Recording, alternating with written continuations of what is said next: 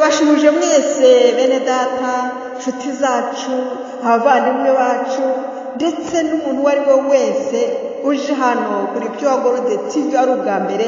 Nawe ndamushuje mu izina rya Yesu Kristo umwami wacu, kandi ndambuye ikiganza mwese mbakira hano kuri Pure Gold TV. Iyi TV ni y'abakristo, nawe niba uri umukristo ni yawe, niba utari n'umukristo uyu munsi uraba we, kandi rwose urisanga.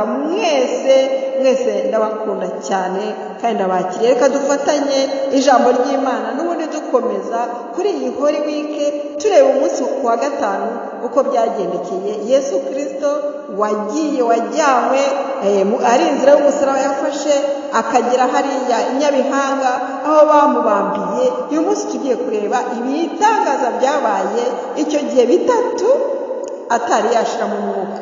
Reka tubirebere hamwe. Mbere yuko tubireba, nagira ngo tubanze dusenge Imana. Umwuka w'Imana aba ari we uyobora atwigishe, kuko njye nk'uko nkunda kubivuga ndi igikoresho cye.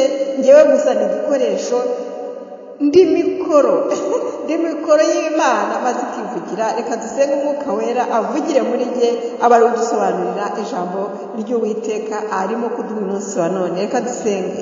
Mana Data, ndagushimye cyane ko wampinduye mikoro yawe. Ndagushimye cyane ko ari uvugira muri jye. Ndagushimye kuko Umwuka Wera w'umwigisha w'umufasha waduhaye.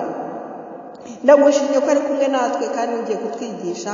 Byose mbisabye mu izina rya Yesu Kristo umwami wacu. Nshuti zanjye, bakunzi bacu, bene data, namwe mwese mwasuye Pure Gold TV uyu munsi, mwese reka dufatanye turebere hamwe icyo Imana itwigisha muri iri jambo ryayo dusanga mu butumwa bwiza bwa Luka ibice 23 duhereye ku murongo wa 44 tukageza ku murongo wa 49. Ahangaha turabona ibintu bitatu by'ingenzi byabaye mu rupfu rwa Yesu atari yashiramo umwuka. Icyambere, kuva saa 6 za kumanywa kugeza saa 9, amasaha 3 yose habaye icyo bita ubwira kabiri. Icyo gihe hari kumanywa ariko hacuze umwijima ku buryo izuba n'umucyo ari wo wose wahise uzima, haba umwijima. Icya kabiri, habaye ikintu gikomeye cyane, umwenda ukingirijwe ahera h'urusengero watawutsemo kabiri. Icya gatatu, Yesu ari ku musaraba arimo ababazwa, barangije kumubamba, bamuteye imisumari ku biganza byombi ndetse no ku maguru, bamukubise rya cumu mu rubavu, yambaye ikamba ry'amahwa ririmo kumushita. Bamwambitse ikamba ry'amahwa rimushita mu mutwe, ari kuvirirana. Ibyo birababaza cyane. Icyo gihe ntibyamukanze, ahubwo yavuze n'ijwi rirenga, aravuga ati, Data, mu maboko yawe niho nshyize ubugingo bwanjye. Amaze kuvuga atyo, umwuka urahera. Umutware w'abatware abonye ibibaye, ahimbaza Imana ati, ni ukuri uyu muntu yari umukiranutsi. Inteko z'abantu bari bateraniye aho kurebera, babonye ibibaye basubirayo bikubita mu bituza. Hari n'abandi bantu benshi cyane bari bahari, bateye intera barebera kure. Abo bari inshuti za Yesu. Inshuti za Yesu zose n'abagore bavanye i Galilaya bari bahagaze kure barimo barebera, nabo bari bahari. Hari abantu benshi cyane, ariko icyo nshaka kuvuga ni uko nanone ngaruka ku rukundo rw'Imana. Iyi mibabaro ya Yesu yo kuwa gatanu, ari wo bita kuwa gatanu mutagatifu, yabaye kugira ngo wowe nanjye dukizwe ibyaha kandi uburwayi bukire. Tugiye gukomeza dusenga muri iki cyumweru n'ubundi cya Holy Week. Tumaze iminsi dusenga twiyiriza n'ubusa ku babishoboye. Imana ikaduha umugisha. Hari byinshi ndimo niga muri iki cyumweru cya Holy Week. Imana yanyigisha byinshi, iranganiriza byinshi cyane. Imana ishimwe pe. Nagira ngo n'ubundi dukomeze tuzirikana kiriya gihugu cya Ukraine twashyize kuri gahunda, dusengera kiri mu mibabaro. Abantu bari guhunga, abantu babuze ibyabo, bamwe bashaka gusubirayo ariko bagasanga ni mu matongo.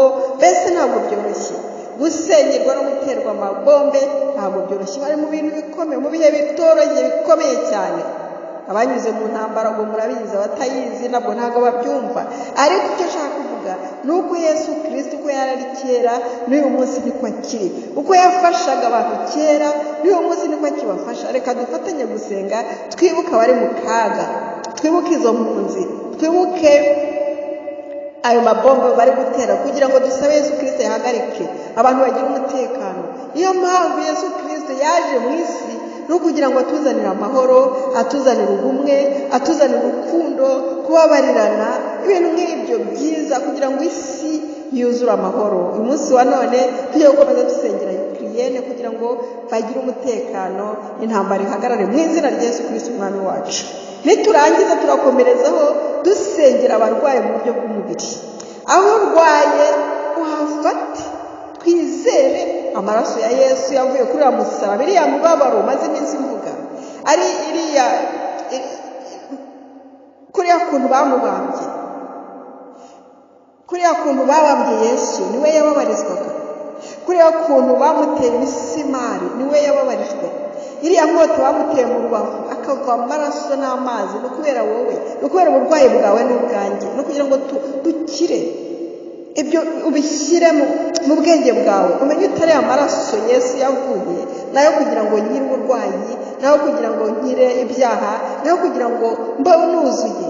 Mwene data, byizere, reka tubyizere, twizere amaraso ya Yesu Kristo ko agikora n'umunsi wa none, twizere ko Yesu Kristo afite imbaraga. Vuba cyane tuzabona ibyiza. Ku cyumweru witegure kuzabyina tumaze kureba ukuntu Yesu yatsinze urupfu. Uyu munsi turi mu mibabaro, turi kwibuka imibabaro y'ukuntu yapfuye, ariko habaye amashimwe. Uriya umutware w'abasirikare yarabibonye, arashima uko twabibonye, avuga ati ni ukuri uyu muntu yari umukiranutsi. Arebye abonye ibibaye biriya bitatu ubizirikane. Ntarondogoye, reka dufate igihe cyo gusenga. Mana Data, turagushimye ko ari wowe waremye ijuru n'isi, turagushimye ko ari wowe uza abantu bawe waremye kandi urabakunda. Turagushimye ko ari wowe waduhaye umwami wacu Yesu Kristo ngo apfire isi, ayikunda, ayicungure. Turagushimye ko ari wowe uhagarika intambara zose ndetse n'imiyaga yose n'imvururu zose ziri hano ku isi. Ndasabye mu izina rya Yesu Kristo ngo uhagarike intambara muri Ukraine, utanga amahoro, hagarika ariya mabomba aturuka mu Burusiya mu izina rya Yesu Kristo. Genda imikoro yawe ukomeze wivugire muri njye, ndasabye kandi nizeye mu izina rya Yesu Kristo yuko ubikoze. Rakoze. Sabiye abantu barwaye, hari abarwaye kanseri, ndabasabye ngo ukire mu izina rya Yesu Kristo.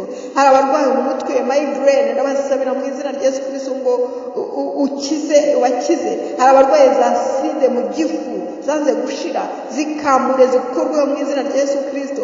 Hari abafite ububabare mu mavi, mu maguru, ku maboko, ahantu hose ku ngingo zose zibarya, mu izina rya Yesu Kristo. Uburibwe aho buri hose ku ngingo zacu waramukijije, wakize ku musaraba. Ndasabye ngo bukurwe mfatanyije na mwene data uri kunyumva ubabaye, nawe yisengere kandi dufatanyije kwizera, babiri cyangwa batatu hamwe mu izina ryawe urahari. Turizera ko ubikoze, byose bisabye mu izina rya Yesu umwami wacu. Amina. Bene data, nshuti zanjye, bakunzi b'Imana, twari kumwe, mbaye mpagarikiye aha. Tuzakomeza ubutaha kandi nzi neza ko tuzakomeza kugirana ibihe byiza na nyuma ya Pasika, dukomeza ibihe byo gusenga ndetse no gusengera abarwayi na buri wese. Nzi neza ko hari benshi bazabohoka. Imana ikomeze ibagire neza. Tuzakomeza ejo, ntuzacikwe. Be blessed.